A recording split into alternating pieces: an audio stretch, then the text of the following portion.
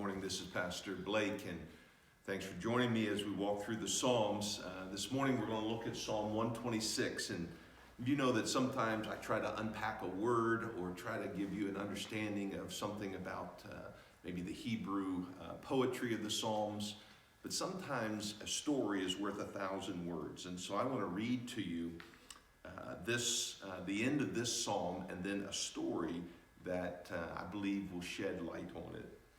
So beginning at 126, verse 4 to the end, "Restore our fortunes, Lord, like streams in the Negev.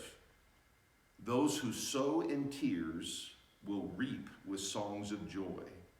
Those who go out weeping, carrying seed to sow, will return with songs of joy, carrying sheaves with them." So this is from a sermon that a missionary named Del Tar preached. He served 14 years in West Africa, and he says this in the message that he shared. He says, "I was always perplexed by Psalm 126, the psalm we're talking about, until I went to the Sahel. That's the vast stretch of savanna more than 4,000 miles wide, just under the Sahara Desert. In this part of Africa, all the moisture comes in 4 months, May, June, July, and August. And after that, not a drop of rain falls for 8 months. So the year's food, of course, must be all grown in these 4 months." He says, "October and November, these are beautiful months. The granaries are full of the harvest. The harvest has come. People sing and dance. They eat 2 meals a day. Their bellies are full. December comes and the granaries start to recede. Many families omit the morning meal.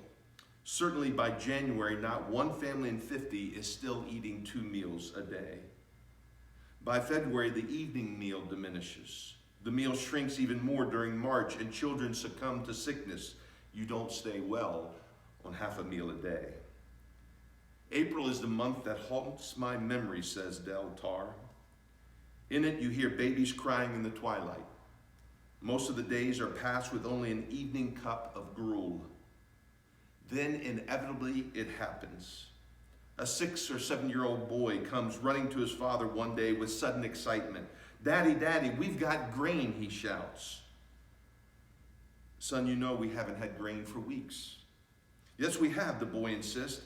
'Out in the hut where you keep the goats, there's a leather sack bag hanging there. And up on the wall, I see it, and I reached up and put my hand down in there, Daddy, and there's grain in there. Grain, give it to Mommy so we can make flour tonight, and our tummies can be full, and we can sleep.' The father stands motionless. And then he softly explains, 'Son, we can't do that. That's next year's seed grain. It's the only thing between us and starvation.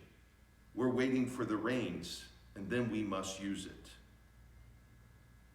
And then the rains finally arrive in May. And when they do, the young boy watches as his father takes that sack from the wall and does the most unreasonable thing imaginable. Instead of feeding his desperately weakened family, he goes out to the field with tears streaming down his face, and he takes that precious seed and he throws it away. He scatters it in the dirt. Why? Because he believes in the harvest. The seed is his own. He owns it. He can do anything he wants with it. The act of sowing it hurts so much that he cries. But as African pastors say when they preach on this psalm, brothers and sisters, this is God's law of the harvest. Don't expect to rejoice later on unless you've been willing to sow in tears." So this morning, I just want to encourage us, there's the law of the harvest. Even in the New Testament, in Galatians 6, we're told that if we should not give up doing good because at the right time, the harvest will come. And so maybe it's financially where you are sowing in tears, even when your finances are tight, you're investing in church or investing in a ministry. Or maybe you're praying and fasting in tears for a prodigal and you don't seem to think anything is happening. Or maybe you're sowing in tears, faithfully serving in a ministry where you're not seeing fruit. And may we know that as we sow in tears, the law of the harvest is that we might reap with joy. Lord God, I pray that you would help each one of us, wherever you're calling us, to faithfully sow, even when it hurts.